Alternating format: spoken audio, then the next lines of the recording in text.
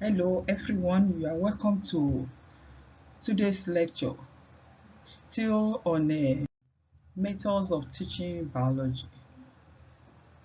The next one we're going to look at here is the demonstration method.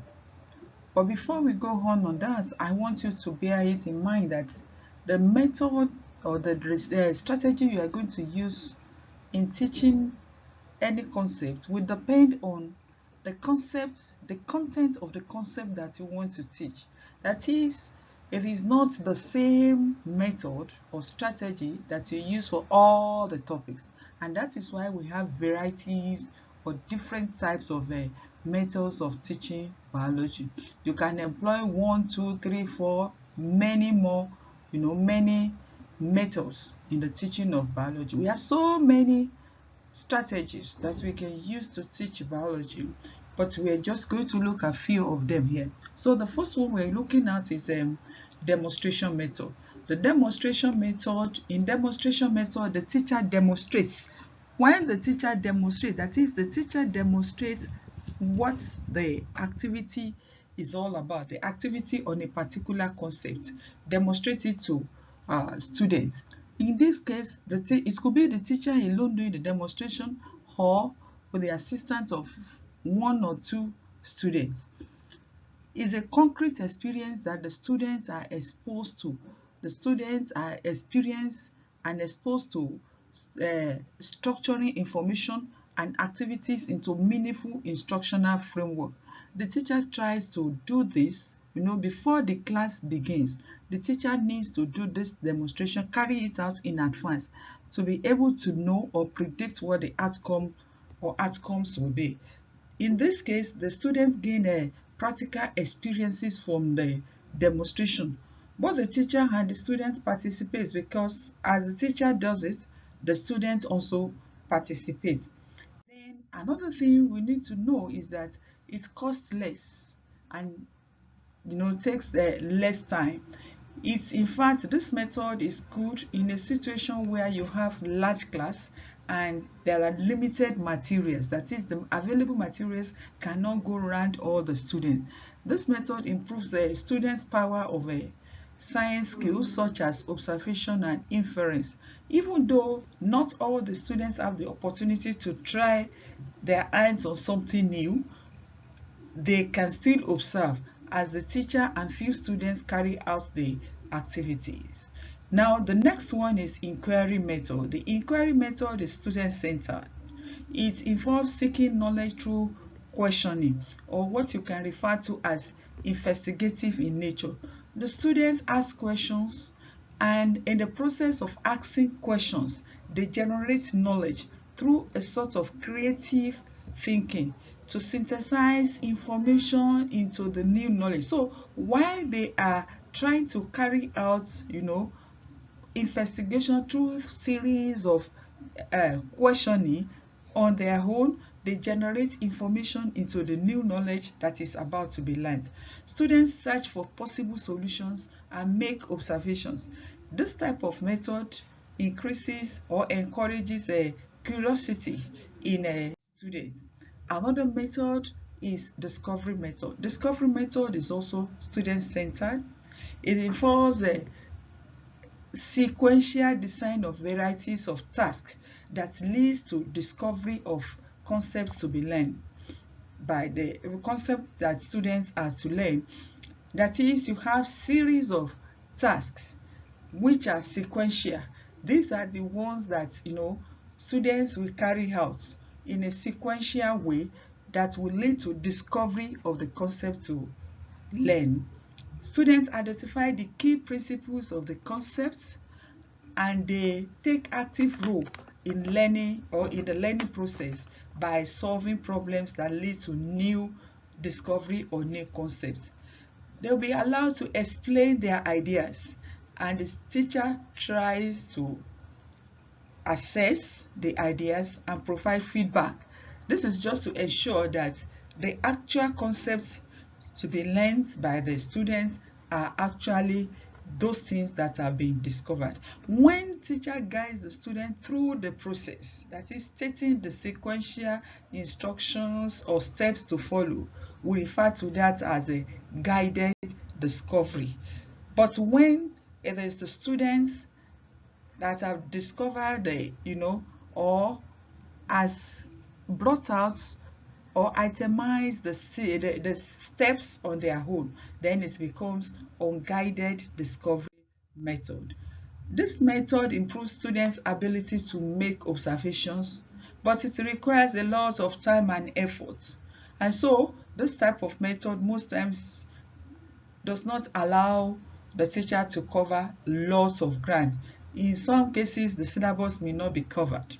Another method is a cooperative learning. When we talk about cooperative learning, it is also student-centered. It involves teacher placing students into small groups so that they can learn together.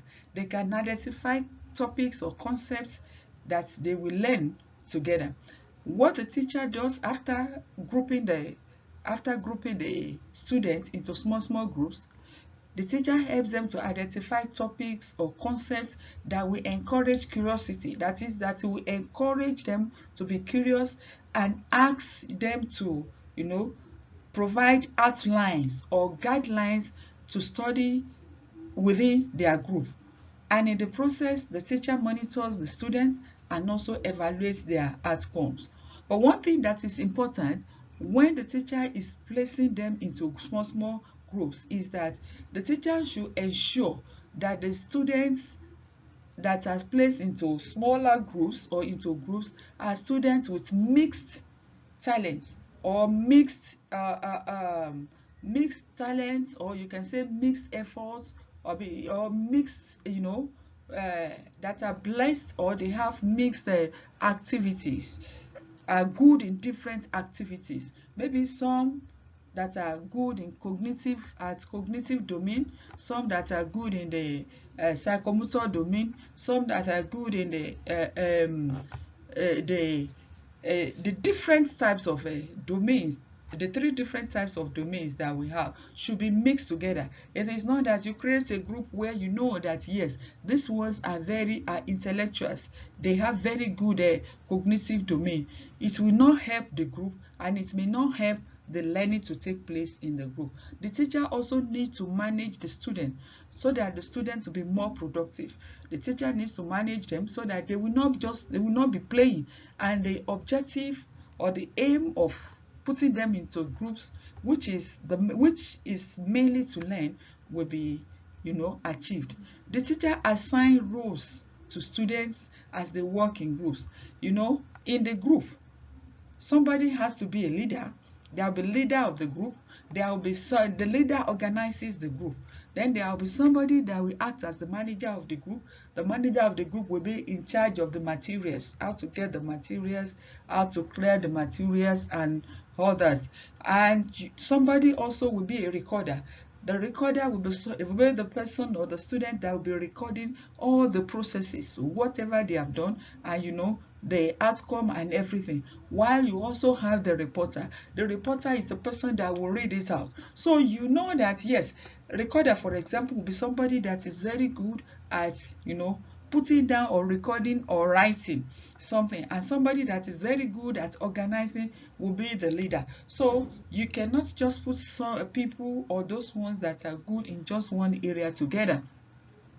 Then another thing to know about cooperative learning is that it improves concept development and enhances confidences among students. When students know that they are together, that they are learning among themselves, you have some students that if they are ordinarily in the class just with the teacher and there's no opportunity to discuss among each other, they will not talk and they may not even have anything to say. Some may not even learn, but when they are together, working together with their classmates, some of them will develop enough confidence and they will be able to develop enough learning on a particular concept that they need to learn. The next one is a project method. Project method is used to teach concepts where learning activities require several hours or even weeks or more, even months. And this may involve, the activity may involve discovery, investigation, to identify topic of study. The topic of study may involve procedures, gathering of information, and presenting or presentation of a result. It may also involve choosing the idea, building a plan, executing the plan, and evaluating it. The project method, or the project that is being used for this method, can be carried out individually or in group. If it's in group, fine, and if it is individually, the students will also or equally learn. For example, they learn through patience, the content, that is, the students learn to be patient, they learn the content, and they are satisfied. One thing about this method is that it is time consuming and it's costly. For example, in biology, if you want to teach, let's say you want to teach germination or different types of germination, you can teach that by using the project method. You ask your student to bring different types of seed. They will bring something like maybe sand or soil.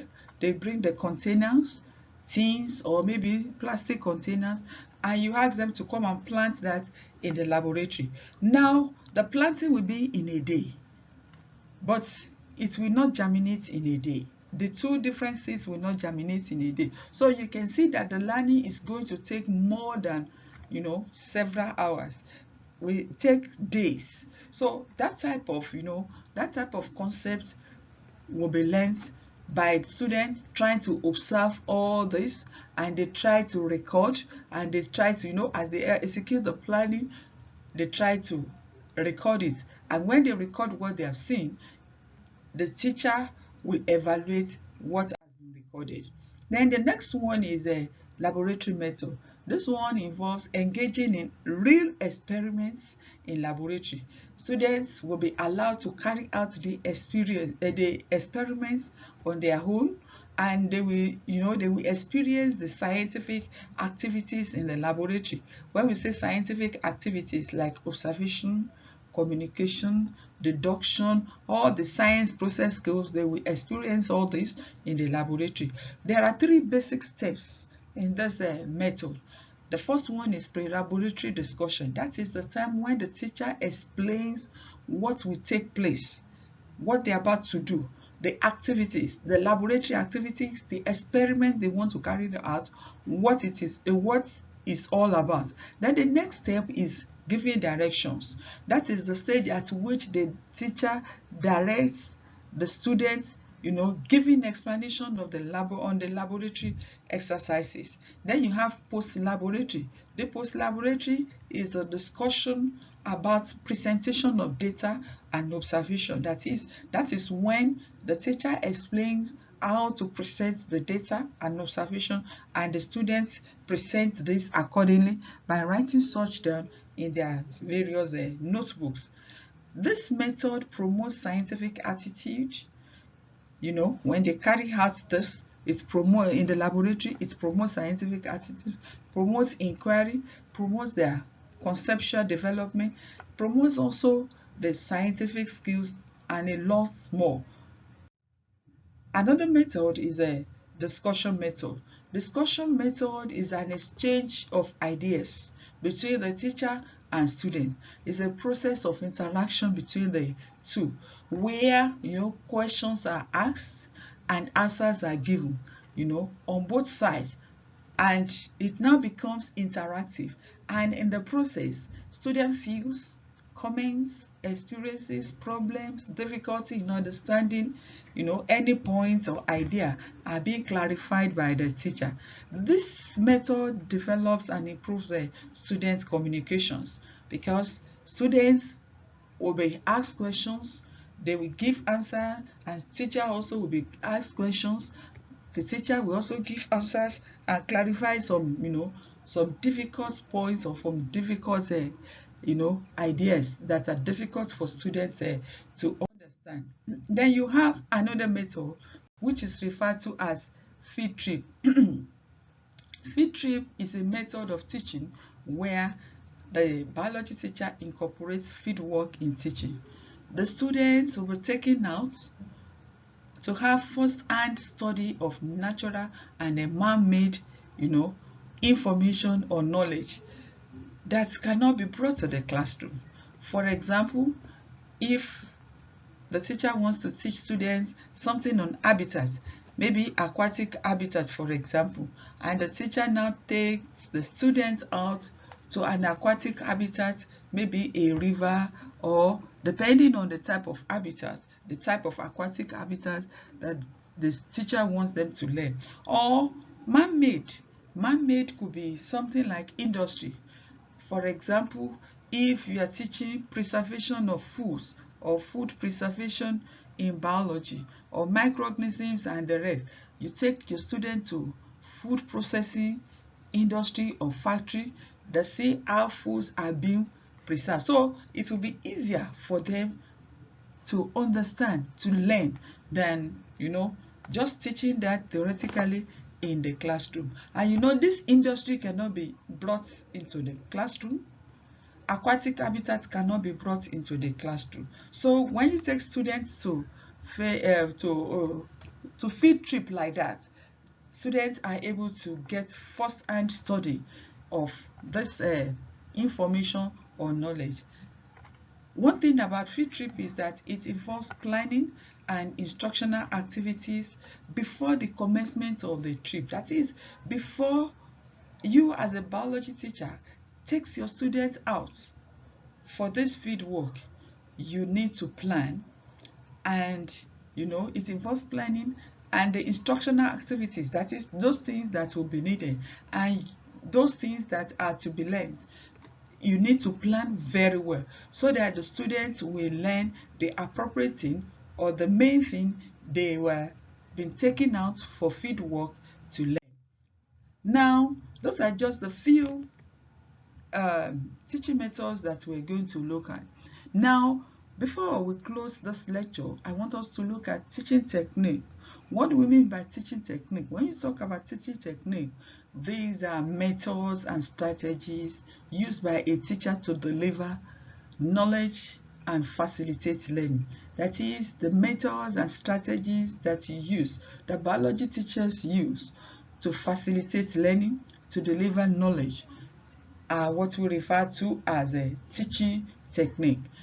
This teaching technique involves selection and implementation of various educational activities by the teacher to actually achieve specific goals. For example, when you talk about narration, it's a type of teaching technique. When you use narration or use description in the process of teaching biology, that is what we describe as teaching technique.